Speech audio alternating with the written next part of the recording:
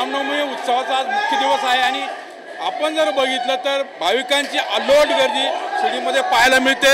हे दर्शन रांगेतलं चित्र आहे। अक्षरशः साईबाबांच्या दर्शनासाठी जी आस आहे ही सर्व भाविकांच्या चेहऱ्यावर दिसून येत आहे आणि अक्षरशः जो हॉल आहे तो सोडल्यानंतर हे भाविक जे आहेत ते पळत जाताना दिसत आहेत आणि कधी आपल्याला साईबाबांचं दर्शन मिळेल हाच जो प्रयत्न जो आहे तो प्रत्येक भाविकांचा दिसून येतोय।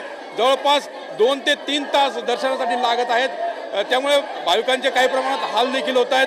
हॉलमध्ये बसण्याची व्यवस्था असली तरी त्यांना व्यवस्थित सूचना न दिल्यामुळे जे भाविक आहेत त्यांचं वाद जे आहेत ते सुरक्षा रक्षकांशी होताना आपल्याला पाहायला मिळालं। एकंदरीत जर बघितलं तर आज लाखोच्या संख्येनं भाविक शिर्डीमध्ये दाखल झालेले आहेत।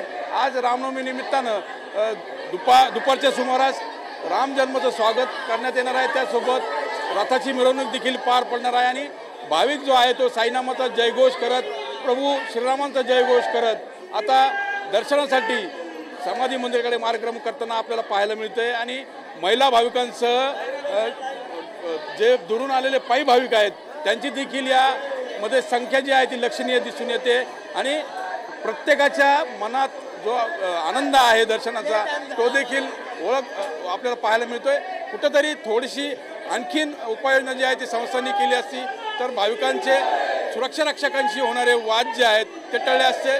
त्यामुळे आता इथून पुढे कोणता हॉल किती वाजता सोडला जाईल याची कल्पना भाविकांना मिळायला हवी हे यावरून दिसून येते। कॅमेरा पर्सन हर्ष निकमसह मी मनोज गाडेकर, TV9 मराठी, शिर्डी।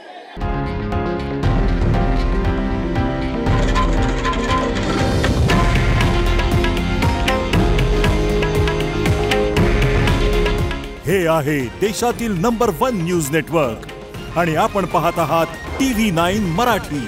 काळजी तुमची, हित महाराष्ट्राचं।